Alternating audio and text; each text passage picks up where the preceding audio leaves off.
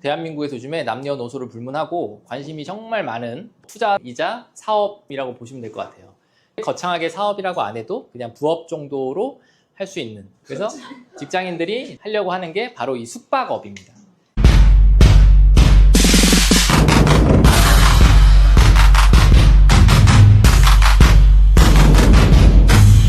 에어비앤비라고 하는 거는 숙박업이죠. 숙박업을 하려고 하는 거고, 이 숙박업은 불특정 다수가 와서 머물면서 먹고 자고 하는 거잖아요. 그래서 문제가 생기면 큰일이 날 수가 있다. 그래서 되게 엄격하게 돼 있어요. 합법과 불법에서 되게 엄격하게 돼 있고, 잘못하면 전과자가 된다거나 진짜 전과자가 되는 거죠. 우리가 뭐 깜빵 가고 이런 전과자보다는 유죄 판결을 받아서 깜빵은 안 가도 범법자가 될 수가 있는 거죠. 이게 인터넷에 보면 되게 단편적으로 이 합법과 불법을 나눠놓은 경우가 되게 많은데, 그러기에는 이건 너무나도 심오한 파트입니다. 이 숙박업이라는 거는 우리가 흔히 알고 있는 그 에어비앤비는 이 전체 숙박업에서 작은 영역이에요. 개인이 어떻게 보면 제가 내일 나가가지고 할 수 있는 그런 영역인 거고, 전체 카테고리에서 봤을 때는 어디 있어요, 여기가? 이거 표 많이 보셨죠, 중개사님들은? 자, 이 보시면 이게 뭐예요? 용도별 건축물의 종류라고 해서 이 건축법 별표에 보시면은 얘가 나옵니다. 그 얘가 계속 바뀌어요. 왜 바뀌냐면 용도 갑자기 생기잖아요. 숙박시설에 뭐가 없었어요? 생활 숙박시설이 없었죠. 이 레지던스라는 개념이 있었는데 그거에 대해서 구체적인 기준 같은 게 별로 없었어요. 그래서 이제 그런 부분들이 추가가 되면서, 그리고 그게 명문화가 되면서 계속 법이 바뀌죠. 그래서 옛날에는 숙박시설이 아니었던 게 지금은 숙박시설이 되기도 하고, 이런 부분들이 바뀝니다. 그래서 이거는 제가 최신 버전을 받아가지고 봤던 거고, 일단 우리가 지금 보고 있는 얘는 여기에 있다. 여기. 얘를 알아야 돼요. 얘를 아는 게 일단 포인트고, 그럼 얘를 알고 있으면 내가 그거에 맞게끔 뭐 에어비앤비를 한다고 봤을 때, 에어비앤비에 등록돼 있는 게 도시민박업 숙소만 있는 게 아니잖아요. 거기는 다 있잖아요. 그래서 그거를 일단 1차적으로 잘 이해를 하셔야 된다. 내가 불법과 합법의 사이는 숙박시설이냐 아니냐를 나누는 것도 있고, 숙박시설이 아니면 또 뭔가를 해야 되는데 그걸 안 하면 불법이 되겠죠. 자, 여기서부터가 이제 숙박시설을 나눠놓은 카테고리인데, 이게 진짜 어려워요. 보면은 건축법 시행령을 이렇게 보시면, 아까 15가 아까 숙박시설이었잖아요. 이 15에 들어가면은 뭐가 있냐? 그러면은 가, 나, 다, 라가 있습니다. 그리고 가를 보면은 일반 숙박시설과 생활 숙박시설이 있고, 나를 보면은 관광 숙박시설이 있고, 다를 보면 다중생활시설이 있어요. 그리고 라에 그 밖에 감옥에서 다목시설과 비슷한 것, 여기에 그런 애들이 막 들어가 있겠죠. 이거를 나누는 건 되게 쉬워요. 일반 숙박시설은 뭐냐? 일반 숙박시설은 호텔, 모텔, 여관, 여인숙. 그래서 얘네들은 취사시설이 기본적으로 없죠. 일반 숙박시설이랑 우리가 여기 지금 생활 숙박시설의 가장 큰 차이는 취사시설의 유무가 일단 가장 커요. 그래서 안에 뭐 주방이 있어가지고 뭔가 취사를 할 수 있는 거, 그게 제일 크고, 그리고 생숙 같은 경우는 바닥 난방도 된다. 그래서 이제 그게 일단 제일 큽니다. 호텔, 모텔, 여관, 여인숙 이런 애들은 다 그냥 일반 숙박시설이고, 근데 이런 걸 우리가 만들어서 창업하지는 않잖아요. 그리고 이 건축법 시행령에 따라서 일반 숙박시설은 일부 용도지역에서 건축 허가를 받을 수 있다. 이게 이제 중개사님들은 되게 중요한 포인트입니다. 우리가 할 수 있는 게, 그냥 가장 쉽게 할 수 있는 게 도시민박업이지, 제일 좋은 거 뭐예요? 호스텔 같은 거 지어서 하는 게 제일 좋을 거 아니에요. 더 크게 기깔나게 지어가지고 제대로 하는 게 좋잖아요. 근데 일단 아까 일반 숙박시설이 갈 수 있는 지역들은 어디야? 흔히 그냥 상업지는 당연히 있겠죠. 주거지역에 숙박시설 들어가는 거 봤어요? 못 봤죠? 들어갈 수 없나요? 호텔, 모텔 못 들어가죠. 호스텔 들어갈 수 있죠. 호스텔 들어갈 수 있습니다. 요 부분, 요게 어떤 때 되는지를 아시면 이제 중개사님들은 도움이 많이 될 수 있겠죠. 그리고 중공업, 뭐 자연녹지 이런 데 우리가 뭐 딱히 볼 건 아니니까. 그리고 계획관리에서는 경계로부터 50m 벗어난 지역, 뭐 이런 것들. 여기서 결국에는 요 준주거랑 일반 주거, 이 주거 지역에서 내가 숙박업을 하기 위해서는 뭘 하면 되냐가 이제 요 아래 기준들이 있어요. 그래서 요거는 아마 어디서 들어보셨을 텐데, 뭐 당연히 뭐 도로에 연접을 하고 있어야 되는 거고, 그리고 호스텔업이랑 소형 호텔업이라고 하는 애는 8m에 4m를 접하고 있어야 돼요. 8m에 4m. 사실 주거 지역에서 8m, 4m 쉽지 않죠. 그죠? 그냥 주거 지역 안에서 제일 앞에 있는 애 정도는 8m 도로에 접할 수 있겠지만, 흔히 우리가 건축할 때 몇 미터죠? 4m, 2m잖아요. 근데 8m, 4m니까 주거 지역에서 이 땅을 찾는 게 제일 걸리고, 그럼 우리가 이걸 중개하고 싶으면 이 땅에서 이게 되는 애를 따로 찾아내서 얘를 호스텔 물건으로 디벨롭을 한다. 그럼 돈 왕창 벌 수 있겠죠. 아무도 안 하잖아요. 지금 어딘 땅이 그런 땅인지. 주인도 모르겠지. 그런 것들. 평소에 임장 다니면서 도로가 엄청 넓어. 딱 줄자로 재봐. 4m? 막 걸어가니까 8m도 접하고 있어. 아, 이거 호스텔 되겠다. 그럼 이제 바로 매물 접수해가지고 막 하는 거죠. 그리고 서울은 이것도 좋아요. 20실 이하의 호스텔 같은 경우는 4m 도로에 접할 수 있는데 아무 데서나 되는 게 아니에요. 관광 특구에서만 돼요. 이것도 사실은 사람들이 또 요것만 아는데 요걸 모를 수도 있잖아요. 그래서 20실 이상이라고 하면 대부분 20실 이상일 거 아니에요. 웬만하게 작은 거는. 거기선 4m 도로도 괜찮다. 그게 요 지역들이에요. 강남 마이스 관광 특구, 그리고 동대문도 들어가 있고 패션타운 관광 특구. 이거 괜찮은 것 같아요. 그죠? 그리고 명동, 남대문, 북창동, 무교동 이렇게 관광 특구, 이태원 관광 특구, 잠실, 종로, 청계천 관광 특구, 홍대 문화예술 관광 특구.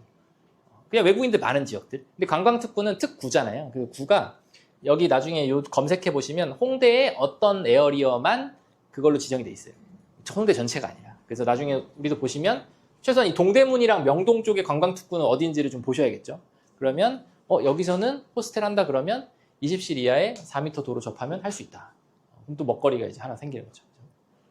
하시면 되고, 여기서는 그 정도 앞에 그 부분을 알고 계시면 주거 지역에서 할 수 있는 건 도시 민박업만 할 수 있는 게 아니다. 호스텔업을 할 수 있다면 그게 제일 좋다. 그죠? 아니면 아까 말한 그런 소형 호텔업 그런 것도 사실상 주거 지역에서 할 수 있으니까 지금 이 주거 지역 안에서 분명히 이거에 가능한 땅들도 있을 텐데 없잖아요. 지금 호스텔도 없고 뭐 소형 호텔도 없잖아요. 이제 그런 부분은 우리가 좀 전문적으로 다루면 되게 좋은 먹거리가 될 것 같아요. 그리고 이거 누가 해주냐? 요런 거 막 건축물 용도 변경 해주고 혹은 용도 변경 건축물 용도 변경은 없는데 뭔가 내가 어딘가에 등록을 해야 돼. 이런 거는 행정사가 대부분 행정사가 등록을 해줍니다. 뭔가 이렇게 건축 쪽에서 건드려야 되는 게 아닌 이상은 지금 이런 호스텔에 등록한다거나 건축물은 그대로인데 용도도 그대로인데 이걸 내가 등록을 해야 돼. 그럼 대부분 행정사들이 하시고요. 내가 뭔가 이거를 용도를 변경해야 돼. 아니면 뭔가 시설을 구조를 바꿔야 돼. 이런 것들은 이제 건축사가 하실 거고 둘 다 상관없이 이 적합한 매물을 찾는 건 이제 중개사가 하겠죠. 그래서 이 영역을 잘 나눠주셔야 해요. 내가 뭐 대신 등록해 줄게요. 뭐 이런 거 하시지도 마시고 그죠? 하시면 되고. 그리고 이제 생활 숙박업 이건 또 당연히 우리가 있는 건물이니까 잘 아시면 좋겠죠. 그래서 생숙은 숙박용 호텔과 주거용 오피스텔이 그냥 결합된 애라고 보시면 되고 이게 주거용 오피스텔이 결합되다 보니까 분양할 때 되게 이슈가 많았죠. 이게 한 3번째 사이클까지 갈 때는 다 피받고 팔았어요. 왜냐면 이게 집의 장점과 이 수익형 부동산의 장점을 모두 가지고 있는 애였잖아요. 그 당시에는. 그래서 사람들이 엄청나게 많이 샀죠. 그래가지고 막 전매하고 막 난리가 났고 지금 마지막에 잔금 치른 사람들은 다 뭐예요? 사실 다 묶인 사람들이죠. 사실 자기는 잔금 치를 생각 없었어. 이 호실에 와보지도 않은 사람도 많아요. 자기가 산 호실이 뭔지도 몰라. 자기는 어쨌든 전매로 팔려고 했으니까. 어쨌든 잔금 치렀다. 얘가 특징은 취사시설이랑 바닥 난방이 된다. 그리고 오피스텔 대비해서는 뭐 주차 면적이랑 그리고 이 복도 폭이랑 이런 것들이 사실상 훨씬 더 유리해요.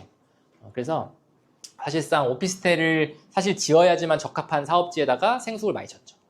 그래서 지금 분양 받은 사람들이 이제 문제가 되고 있는 거고 그리고 이제 우리가 생활 숙박시설로 사용 승인을 받을 때는 흔히 30실 이상이라던가 뭐 3분의 1 뭐 이런 거 들어봤잖아요. 그래서 건물 전체 연면적의 3분의 1 이상이 이 숙박시설로 사용이 되고 있거나 아니면 30실 정도가 30실 이상이 돼야지만 내가 이제 생활 숙박시설로 건축물 상에 등록을 할 수가 있어요. 건축물 상에 그게 등록이 돼 있으면 이제 숙박업을 신고를 할 수 있겠죠. 그런 형태고 반대로 건축물 대장상에 숙박시설로 등록이 안 돼 있어. 그럼 내가 이제 영업신고하러 구청에 갔어. 그럼 안 해주는 거죠. 바꿔와라. 바꿔와야지만 되는 거죠. 그런 형태인 거고. 그래서 이게 우리가 30실 모아오세요 이런 말이 뭐예요? 이제 30실을 모아야 숙박업 신고를 할 수 있는 형태라고 보시면 되고 그리고 뭐 이런 아래 뭐 시설 기준은 사실 그렇게 타이트하게 사실 보지 않죠. 이제 보면 뭐 30실당 린넨실 둬야 된다 뭐 이런 것들 때문에 30실을 모아와야 된다고 하는데 저건 이상한 것 같아요. 물론 한 명이 막 이상하게 운영하고 있을 때 전체가 피해보고 이럴 수는 있지만 그래 내가 자산을 샀는데 내 맘대로 운영을 못한다는 게 약간 좀 슬프지 않나. 30명을 모아야지만 운영할 수 있는 약간 이런 드래곤볼 같은 그런 상황이 좀 이상한 것 같아요. 그리고 이건 뭐 이제 흔히 우리가 개발할 건 아니고 우리 지역에서 사실 볼 일이 거의 없으니까 관광 숙박시설은 뭐냐면 숙박시설 플러스 뭔가 있어요. 특화된 뭔가 뭐 게임방이 있든 뭔가 막 레저 시설 이런 막 관광 수상 뭐 이런 게 있고 막 관광이 있거나 뭐 전통 뭐가 있거나 이런 게 뭐 껴 있어요. 이런 애들은 특징이 뭔가에 이 호텔 짓는 거 플러스 알파 뭔가 있어요. 예를 들어 얘 같은 경우는 수상관광 호텔이니까 공유 수면 점용허가를 받아야 된다거나 뭐 이런 것들 이제 부차적으로 그런 것들이 있다. 이제 호스텔에 여기 들어가 있고 그리고 다중생활시설도 많이 헷갈려 하시는데 다중생활시설이 뭐죠? 고시원이죠. 그래서 여러 사람이 함께 생활하는 이종 근린 생활시설에 해당하지 않는 그러니까 이종 근린 생활시설에 들어가 있는데 이종 근린 생활시설 아니네. 아니네죠. 그래서 우리가 고시원 같은 경우도 대장을 고시원으로 바꿔야 돼요. 그렇게 표시 변경해야지만 이제 얘를 바꿀 수 있는 거고 그러면 이제 고시원을 등록할 수 있는 거죠. 얘 같은 경우는 마찬가지로 취사시설이 들어가면 안 되죠. 들어가면 안 되고 보면은 샤워부스는 된다. 이것도 자주 보는 거죠. 보시면 매물로 받아서 들어가시면은 그냥 들어가면 이게 현행법 적용 받았는지 아닌지를 알 수가 있어요. 일단 복도 폭이 이제 양쪽이면 양쪽에 문이 있다. 1.5를 받고 양쪽에 문이 없이 한쪽만 문이 있어. 1.2를 받아요. 엄청 넓으니까 봤는데 원룸텔이라고 해서 막 지어놓은 데 있잖아요. 이런 데 복도 가면은 그냥 원룸 같아. 막 쾌적하잖아요. 근데 옛날 고시원 가면은 막 이렇게 가잖아요. 그래서 그게 이제 두 명이 대피할 수가 없게 만들어 놓은 거. 그리고 방마다 창이 없어요. 옛날 고시원은 먹방이라 그래가지고 아예 창이 없어. 이제 이것도 안 돼요. 이제 고시원을 새로 만드시는 분들은 무조건 방마다 창이 다 있어야 된다. 그러니까 가운데다가 먹방 같은 거 이제 못 만드는 거죠. 그리고 여긴 안 나와 있는데 면적 기준이 있어요. 방마다 몇 평 이상으로 지어야 된다. 뭐 이런 것도 있어요. 제가 신촌에서 할 때는 4평이라 그래가지고 4평이면 내가 원룸을 만들지. 그래가지고 근데 결국 4평으로 만들었어. 그래서 25평에다가 4평짜리 방 3개 이렇게 해가지고 여기 복도 1.2 해가지고 해서 여기 방 하나에 4명씩 자는 걸 했죠.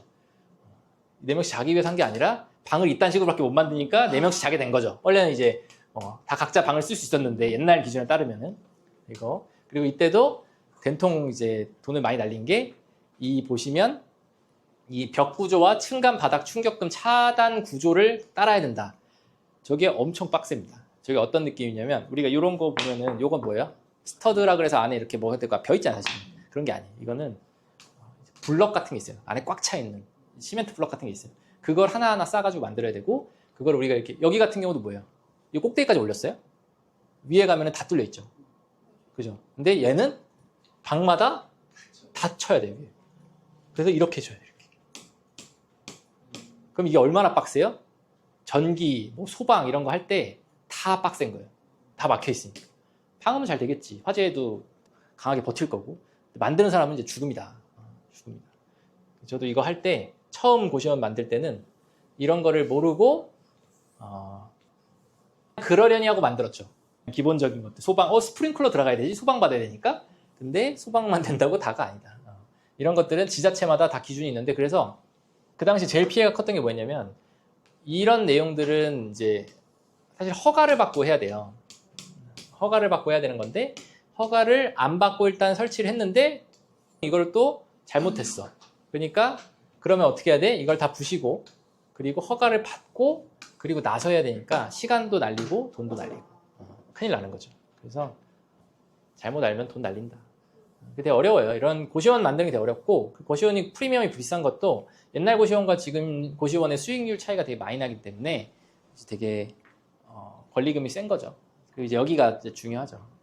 우리 재테크 하시는 개인들이 가장 관심이 많은 파트겠죠. 위에는 사실 우리 중개사님들이야 관심 있겠지만 일반인들은 뭐 전혀 보지도 않을 것 같고 듣지도 않을 것 같아요. 이 부분은 이제 들어두시면 당연히 도움이 되겠죠. 요거는 이제 그 외 숙박시설 이제 개인이 할 수 있는 형태고 법인은 할 수가 없어요. 어차피 개인이 하면 되고 왜 개인밖에 못 하냐면 일단 전입신고를 해야 돼요. 법인이 우리가 가서 전입신고하는 게 아니잖아요. 개인이 할 수밖에 없다. 그리고 요렇게 크게는 3가지가 있는데 다 적용되는 법이 달라요. 보시면 얘는 외국인 관광 도시민박업, 농어촌 민박업, 한옥 체험업 그리고 이제 그걸 어겼을 때도 차이가 있겠죠. 얘를 가장 많이 하는 거죠. 사실은 외국인 도시 민박업에서 외도민이라고 많이 해요. 외도민이라고 많이 하시고 그리고 에어비앤비라고 하는 것도 대부분 이제 요거가 제일 많죠. 왜냐면 이 한옥 체험업은 제가 아래도 써놨는데 이 한옥 체험업 등록을 위한 건축 기준 이거 자체가 만만치가 않습니다. 우리 이거에 맞는 매물 찾는 것 자체가 또 반복적으로 찾는 게 어려워요. 가장 쉽게 할 수 있는 게 얘죠. 얘를 제일 많이 하는 거고 뭐 얘를 봤을 때는 일단 그냥 중개사님들도 그렇고 뭐 개인들도 마찬가지지만 이제 요거 질문 많이 하시잖아요. 내가 사서 해야 되냐, 임차해야 되냐?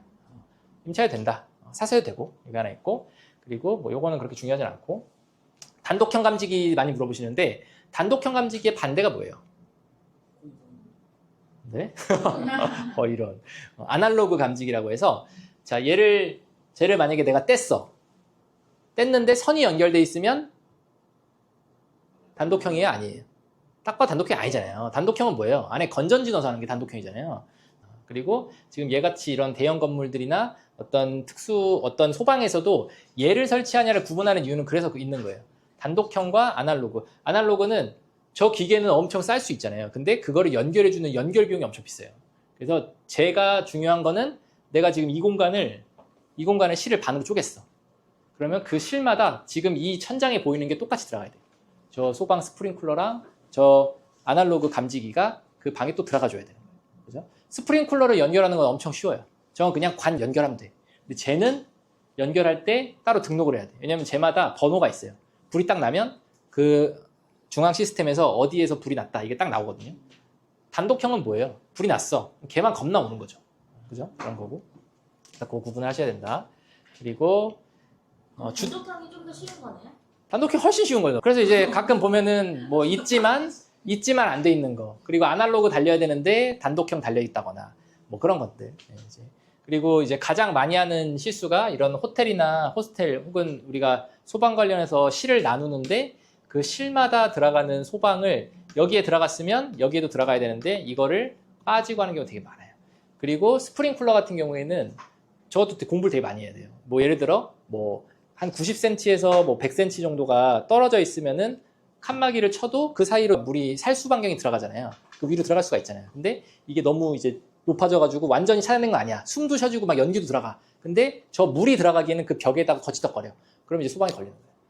그런 것들이 이제 있다. 그리고 반경도 뭐 예를 들어 구석에 설치했어 쟤를. 그럼 이제 몇 미터. 뭐 중앙에 설치했으면 몇 미터. 뭐 이런 것들이 다 있어요. 요것들은 그냥 뭐 살다 보면 알게 되는 거죠. 그리고 이제 주택이어야 된다. 주택이어야 되고 오피스텔에서 제일 많이 하잖아요. 에어비앤비를. 왜 많이 하냐면 오피스텔은 왜 많이 하는 것 같아요? 뭐 제가 봤을 때는 뭐 여러 가지 이유가 있지만 두 가지가 제일 큽니다. 하나는 시설이 다 돼 있다.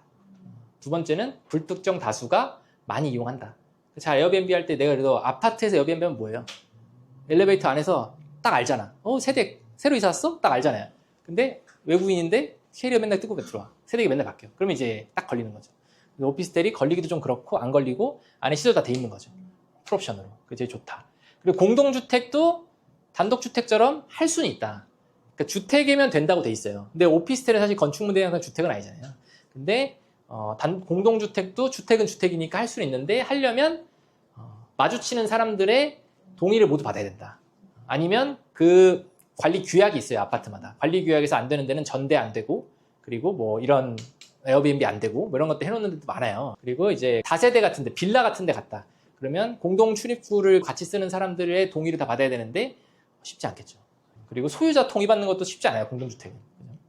왜냐면 이제 어쨌든 주변에 피해 주는 게 싫을 거 아니에요. 그리고 이제 요게 하나가 21년도에 신설됐어요. 이것 때문에 또 제가 피해를 봤다. 이제 제가 그 신촌에 있는 원래 이제 이전 회사에서 확보를 해놨다가 사업성 안 나오고 이제 그 당시 대표였던 제가 싸게 받았죠. 그래가지고 이제 제가 살고 온 가족이 같이 살다가 저 나오고 가족들 나오면서 동생이 이제 쉐어하우스를 하고 있잖아요. 그래서 제 동생한테 야 내년도 25년도 10월부터는 에어비앤비 이제 합법 아니면 다 퇴출된대. 너 이거 완전히 그냥 게스트하우스 하면 최고로 좋게 생겼거든요. 그래서 너 이거 게스트하우스 지금 등록하자 했는데 가니까 우리 그 집이 얼마나 된 줄 알아요? 58년 된 집이에요. 58년. 베란다에까지 방을 만들어 놓은 월세 250인데 방이 10개. 어마어마한 집이죠. 베란다에도 방을 만들어 놨으니까 선샤인룸 만들어 놨는데 그래서 쉐어하우스는 되게 잘 되죠. 외국인들 와서 사는데 얘를 게스트하우스 등록하러 가니까 이것 때문에 안 된다는 거예요. 30년, 서울은 30년, 뭐 인천 같은 데는 이것도 적용 안 한다는 데도 있고 어쨌든 외국인들이 왔는데 좀 창피한 데서 머물면 안 되잖아요. 그런데 이게 서울에서는 사실 게스트하우스 하고 있는 건물들 중에서 30년 이하인 건물들이 많지 않죠. 정상적으로 임대가 사실 안 되는 걸 게스트하우스 했을 가능성이 많잖아요. 그래서 이게 지금 가장 큰 문제고 또 저는 그 동생이 그날 계약을 자기가 써서 왔어. 야, 너 특약으로 요거 게스트하우스 할 수 있다는 거 받아와. 그냥 그 설득은 제가 임대인 설득을 했던 거는 일단 게스트하우스로 등록해서 사업자가 나오면 재산세가 바뀌어요. 주택사업자에서 갑자기 일반임대 사업자로 바뀌어요, 재산세가. 이제 바뀌고 막 그런 것들이 이제 임대인 입장에서는 어쨌든 한 1년에 뭐 150, 200 정도가 나온다. 그래서 이제 그런 부분도 있어서 설득을 했고, 임대료도 사실 더 올렸어요. 그래서 보증금 더 올리고 뭐 해가지고 막 해서 다 했는데 결국엔 등록 못했다. 이게 만약에 중개한 거였으면 사고죠. 내가 동생 물건을 내가 중개했으면 사고인데 그냥 셀프로 했다가 사고가 났다.